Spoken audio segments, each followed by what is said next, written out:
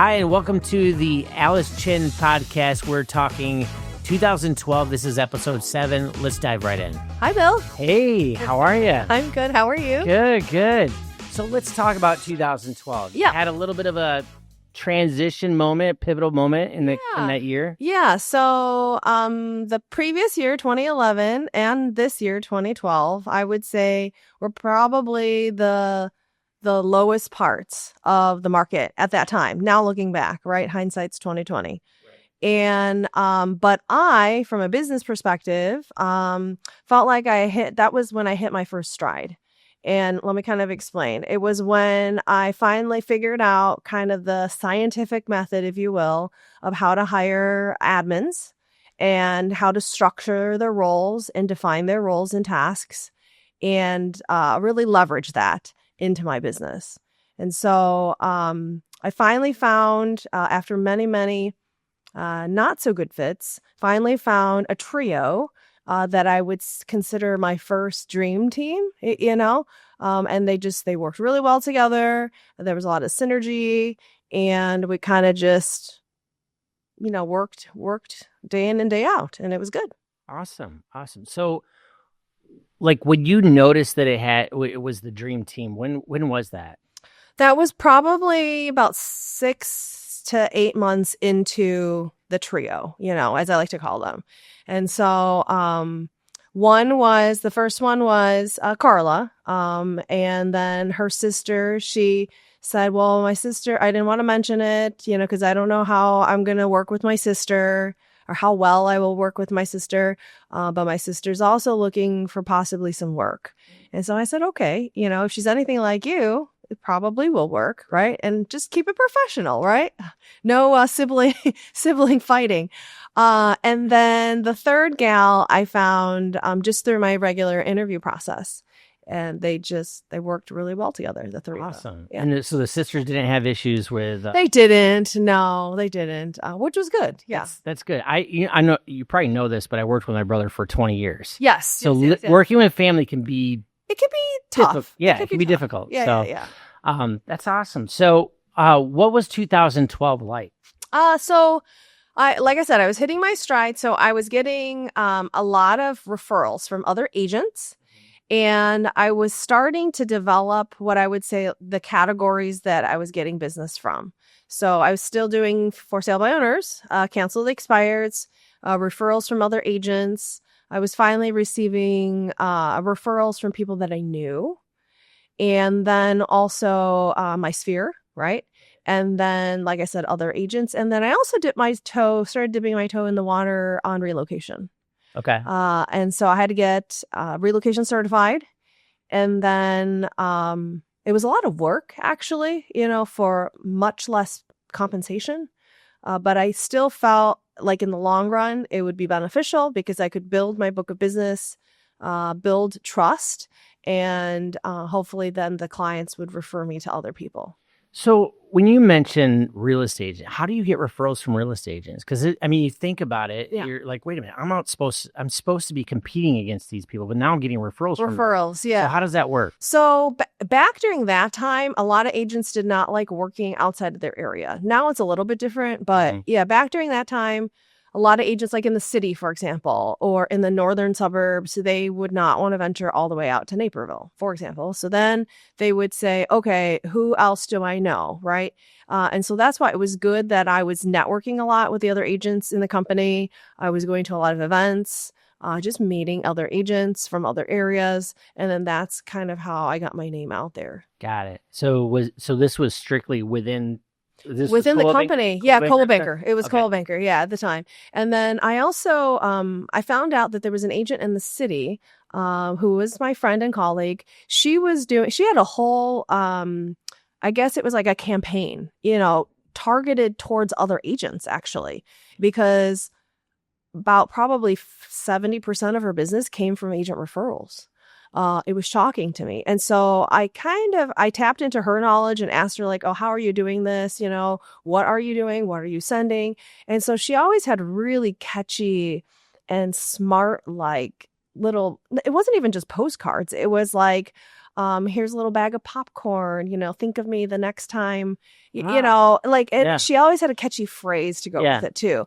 And so then the other agents and the other offices were her farm, if that makes sense. They were her. It's a different approach. It's a very different approach. Yeah. Mm-hmm. So that's very interesting. And I see more people doing that on a national level right now. National. Yeah. Because I think it's not so much as hyper local, because I think agents are more willing to travel and like go to, for example, the northern or western or southern suburbs versus before. Yeah. So for those agents that are coming into the business, what does it look like as far as comp or anything else like that? Talking about, I think that now in today's industry, because agents are willing to travel a little bit more, it probably doesn't make sense to try to network or cultivate, immediate, like nearby. I think if I was a newer agent and I was trying to develop a system today, I think I would really network and go to events, not only within your company, but if there are regional events or if there are like the once a year, twice a year company-wide events, I would definitely try to attend those, and then really network with agents outside of the state. Okay. That's what I would do. Yeah. Okay, good. And then kind of get them on a list and then basically create your network of agents that then you can kind of refer business back and forth to. Okay. Mm-hmm. I always want to talk about tech during those times too. So like as far as brand, what was your brand like? Did you have that's a really good question. Yeah. I didn't even have it in my notes, Bill. Look at you. So that was before I did have a brand, but I didn't have a logo. I didn't really have, until later. So I would say during this time, it was just my name. But I didn't have a logo. I didn't have really anything. There was no slogan. There was no anything like that. Yeah. Just Alice Chin. It was just me. So, which is a big name, by the way. So Alice Chin, when anybody talks about Alice Chin, like, oh yeah, I know her. Oh gosh. Thank you. So you started like ground level, hard, like networking. What was networking like at that time, 2012? So I try to think about how I was different, right? From the other the next agent. And so even though I had 7 years of experience, it still wasn't like compared to another agent who might have had 20 years at that time, right? That wasn't how I was going to win. So I explained my value. I tried to get very clear on even then what my value proposition was to other agents who might think of referring to me. So at the time I thought, well, I have a rock star admin team, which then why would they care, right? At the time. So that benefits them because if they refer a client to me, they can be rest assured knowing that my attention is still going to be on the client because of the paperwork and the background stuff, kind of all the compliance stuff, my admins would be able to take care of for me. And so I tried to really focus on that. And I tried to really focus on the fact that I grew up in Naperville. I'm hyper local, that sort of thing. Wow. Yeah. I think it's one of the hardest things that people getting in the industry. It's gotten easier, because you can put the big mouthpiece out with social media. But back in the day, it was really a grind because you had to get in front of people. You did. Yeah. And build those relationships at a different level. True. Yep. And it was still during that time where we were just kind of flirting with DocuSign and like digital and drafting things, everything like digital signatures and all that. So I remember that was a time where I was trying to be on the cutting edge, meaning, getting signatures on the fly, actually. That was one of the first renditions of a tablet or iPad. And I was trying to figure it out because there wasn't an easy system yet, like in-person signing, things like that. And so I was really trying to be at the forefront of that. And that was another way that I was differentiating myself. Yeah. Yeah. And then I also see here you sent out birthday cards, handwritten birthday cards. I did. Yeah. Okay. So that was something that my dream team, my admin team helped me with. So at the end of the transaction, we sent out an actual hard copy survey. And it was not a survey about our services. It was a survey about, thanks so much for being our client. We'd like to stay in touch. Could you please fill this out with all the important dates in your life? So it was like if they were married or they had a partner, their anniversary, their kids' birthdays, what their favorite restaurant is, what their favorite type of food, Cool. what their favorite store, like a bunch of stuff, even like random things like what is your favorite flower? What's your favorite? Yeah.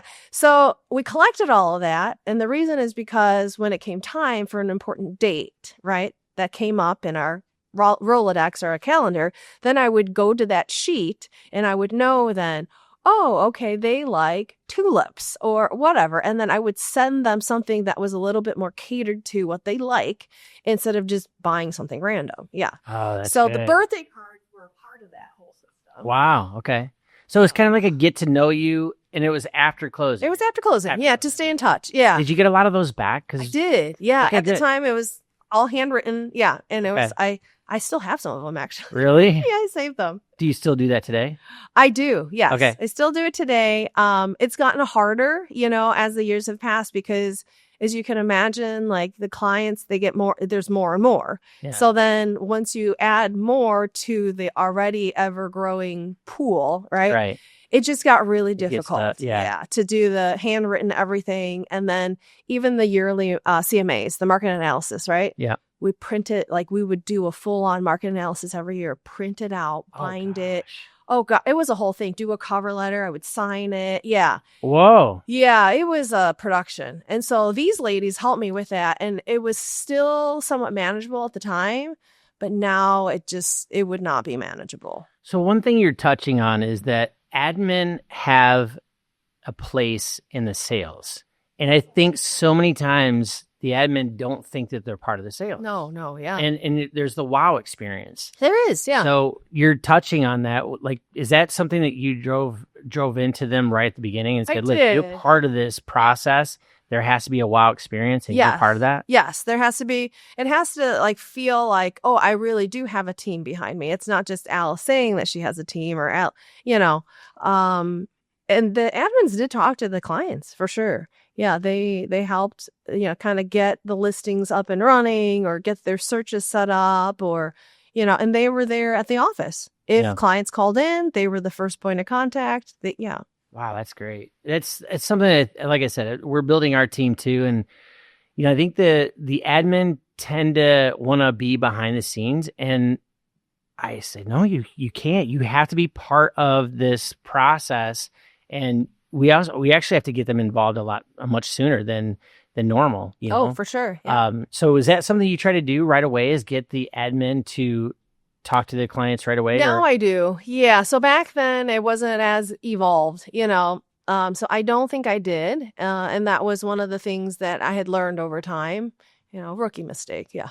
Okay. I'm a rookie right now, so I'm listening and asking questions. Okay. So let's talk about. You said in your notes here that you had one of your biggest luxury listings. I did. Yeah. So, now it's like, really, Alice? Like, that price range is not luxury anymore. But at the time, you have to think about well, prices were down too because, the market was not great. It was a very strong buyer's market, right? And so, I don't even remember how I got the phone call, but I got the phone call. I was all excited. I went out, did the listing presentation, and then they decided to list with me. So I was super excited. It was one of my first luxury listings that did not have a lockbox. So it was agent accompanied, which means Alice was there, for all the showings. And it was one of the first times, I should say, that I would be there. I would turn on all the lights. I had to be responsible for knowing everything about the house just off the cuff. I couldn't read off of a script. And so it was my first true experience. And this is how a luxury listing should be presented and represented, etc.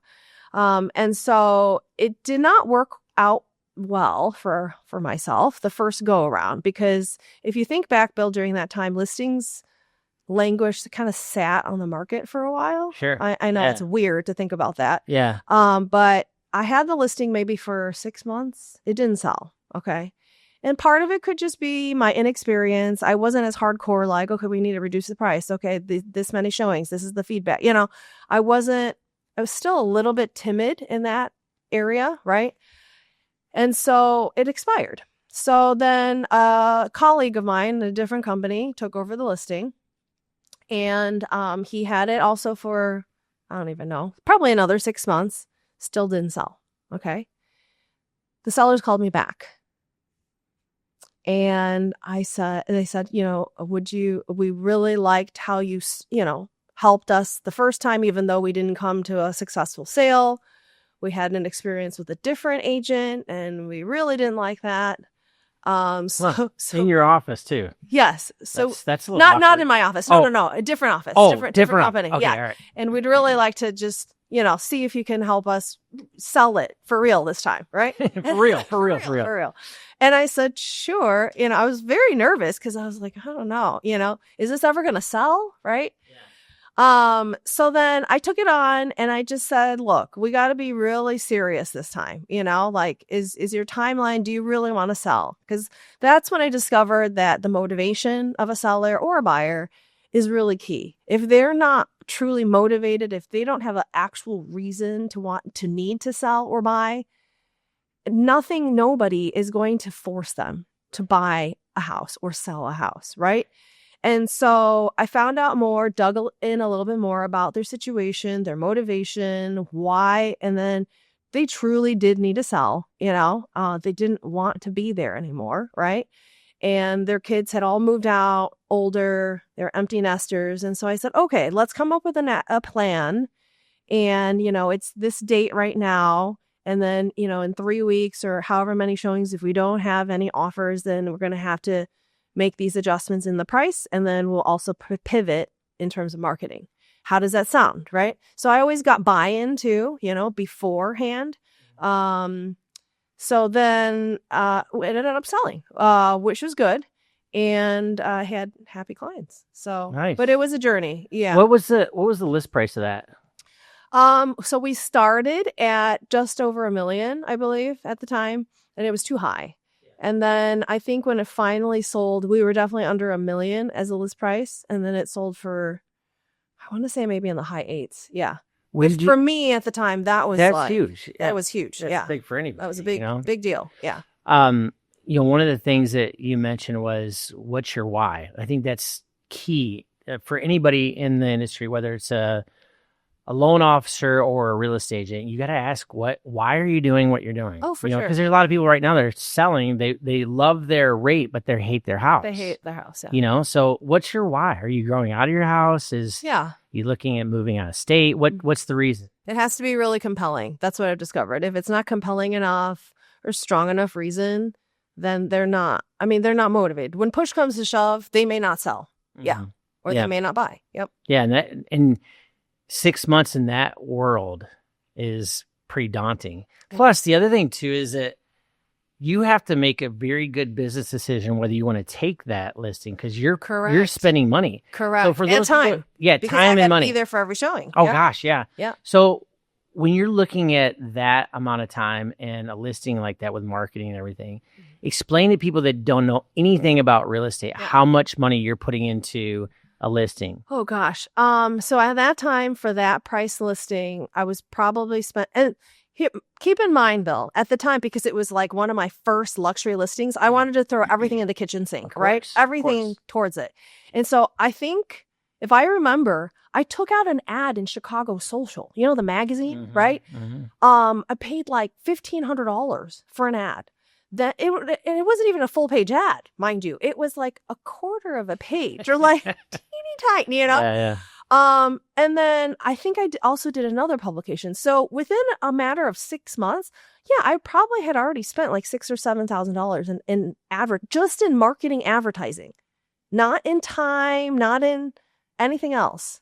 Wow. I did a video, which back then video was super, super expensive. Right. Yep. The videographer had one of those like rolling cart things, that moved while I moved. Yeah. it would be very archaic now, but yeah, it was the bee's knees at the time. I love it. And then so that combined with the photos and the ads, like the hard copy magazine ads and things. Yeah, I was probably $6,000 or $7,000. Like, And when you had them say, "Sorry, we're going to try another agent," how'd you feel? Oh, that was soul crushing. I was like, I just invested like 6 months of my life and like $7,000, and you're gonna go with somebody else. Yeah. Oh my gosh, how do you rebound off of that? It's really hard. I think I just try to stay like focused on what I did have going on at the time that was going well, because I did have other stuff, of course. And then I just try to stay positive because in the big picture, I did know in the back of my mind, you just never know, Alice, is what I said. You never know, because in this market, they may not end up selling it successfully, right? And I'll just keep a watch on it, which I did. And I didn't know that they were going to call me back per se. I just kept an eye on it, you know? And then every week or every 2 weeks when I would kind of like check in on it, like online, I'd be like, oh, okay, it hasn't sold yet. Right. So again, you just never know. Yeah. And you maintain the relationship with the client. Were you checking in on them or? No, because I didn't want to sign cross, meaning when I was checking in, I was just looking on the MLS. Yeah. And seeing like, oh, is it still active? What's going on? So you just waited for them to call you back. I did not reach out. No, I did not reach out. Yeah. Now, if they had expired with the second agent, then I would have reached out, yeah. But they called me first, yeah. Okay. Yeah. So it's not, you don't go back and try to get the deal when somebody else comes. That's bad etiquette. That would be really bad. That would be sign crossing. Yeah. That's called sign crossing? Crossing. Sign crossing. What is it? Like, what exactly is that? Industry, basically, you're not supposed to solicit. So there is a code of ethics. Okay. Just have a code of ethics. And you're not supposed to solicit other agents' listings. Oh. Yes. That's why they say I go after expired listings. Yes. Got it. Exactly. Okay. Yeah. Wow. Good to know. These are things that I didn't, after 20 years in the industry, I didn't know about this. So this is pretty interesting. Yeah. So you still were going after by owners? By owners, yep. Mm-hmm. And I had a cancel expired. So I had a whole program with cancel expireds that worked really well. And it was taught to me by my second managing broker, Linda. So she had said to me, so I went into her office one day and I said, hey, I need help. I need to generate more business. Like, do you have any ideas of how I could do that? And she says, I have just the thing for you. And she says, well, how do you feel about cancel expireds? And I said, I don't know. I can cold call, that I know. And she goes, it's more than just cold calling. And so she's laid out this whole plan for me that she did when she was an agent. And she said she had tons of success with it. And so basically what the plan was is you call a cancel expired right when it comes off the market. And then you would hit them with a series of postcards and a full-blown CMA. Okay, so phone call is the first day. Then you would drop off. You would overnight. So I would pay for, I think it was a UPS overnight. Yeah, or FedEx overnight. Full package. Market analysis, cover letter, marketing plan, my business card. I'm trying to think what else was in there. It was all packaged together, sent to their doorstep overnight. And then it would be followed up with phone calls and a series of 6 postcards. And the postcards would say, your home guaranteed to sell within 30 days. Yeah. And then the next postcard, for example, would say, last month, X number of homes sold in your area. Have you ever wondered why your home didn't sell? Okay, call me. Right. Oh. And so then it just kept going. So it was 6 postcards. And I think it was a lot because it was a postcard every like 3 or 4 days. And so I was a little doubtful, to be honest. I was like, these people are going to get so irritated at me, and I'm going to get a lot of angry people. Right. And I did get some, I'm not going to lie, but I got a lot of calls. I got a lot of people calling, picking up the phone and saying, hey, I got your postcards. Can you tell me what the guarantee is? I never told them what it was over the phone. I always said, well, I have to explain. Let me go through it with you in detail. It's not complicated. It's just I'd like to go over it in person. Do you have time this Thursday or Friday at 3:00? And so then it got my foot in the door. Do you see what I'm Sure. saying? Yeah. And so then that's To how, build rapport and get in yeah. front of them. And that's how I generated a ton of my business during these years. Yeah. Wow. So what was the guarantee? So the guarantee was that I would sell their house within 30 days of listing. Otherwise, if it didn't sell, then I would give them a rebate at closing. Okay. Gotcha. So the catch was, there was a lot of catches. Yeah. The catch was they had to sign a 6-month agreement. Okay. Okay. Because that was the normal time, right? Yeah. You can't just like sign for a month and then say, oh, you didn't sell it, I'm out. Right. Okay. So you still had to sign for 6 months. Sold by definition means I get you a contract. I bring you a contract, an offer. Okay. Let's see what else. So if you don't close with me, then you don't get the rebate, obviously. And they have to allow showings. So they can't say, well, you can't show the house or be difficult about that because that would prevent the house from selling. Yeah. And then the other thing was price changes. So we had to agree ahead of time an appropriate list price. Yeah. And then we had pre-timed price adjustments ahead of time. Yeah. So then if they agreed with all that, then I could offer the guarantee. If they didn't, some sellers did it. Some sellers were like, you know what, after hearing my spiel, they'd be like, actually, we do want to work with you, but I don't want any of this. This is too complicated. Can we still just work with you? And I said, sure. So again, it got my foot in the door. It didn't mean necessarily that they were going to take me up on the guarantee. Right. But yeah, it was a really good methodology. Yeah, that is good. I mean, and I think if you're going to put something out there like that, you have to have those check marks of the reaction from the client and what they're going to say to defend, because you're putting a guarantee on something. Yes, exactly. Yeah. So, in all the years that I did it, I would say I only paid out like 2. Okay. I mean, out of the hundreds and hundreds of cancel expire, because I set myself up for success, meaning I had the boundaries and the parameters, and some people didn't want to deal with it and they just listed with me anyways without the guarantee, and then the people who did the guarantee, if they didn't close with me or if it didn't sell, like I wasn't really out any more money than I would have been normally. Yeah. But it did give me more business, but it also taught me that the system works if you work it, meaning you have to be very disciplined. So the postcards, I got one of those accordion files at my managing broker's recommendation. So those files that have like 31 tabs or whatnot. Mm-hmm. So we would pre-make all of the postcards, and then we would pre-label them, all 6 for this one house. And then we'd put them in the slots on the days that they needed to go out. So every day then, like today's whatever day it is, the 11th. Okay. So then you would go to tab 11 and see like, okay, how many postcards are going out today? And then you just plop them in the mail. So it became, but you had to be diligent about it. You if you forgot one postcard here or one here, then it's not as structured as it needs to be. Okay. For success. Well, then you can also measure it too, because if you got a response on the 3rd postcard, you're like, oh, the 3rd postcard's actually working the best. Totally. Yeah. So that's totally. Cool. And then whenever we like reviewed kind of the ROI on this at the time, today things have changed a little bit, but at the time when we measured the ROI, it was like a 7-time ROI, like including the postage and the overnight packages and it was definitely worth it. Yeah. That's cool. I was doing postcards for a while. The ones that they had just different, the big postcards, Marvin's mailers, or mm-hmm. I think it was prospect marketing back then. Yeah. So I used to use those quite a bit, and it just never failed. I mean, because it was something consistent. It was consistent, and I didn't have to, it was turnkey. I didn't have to do anything.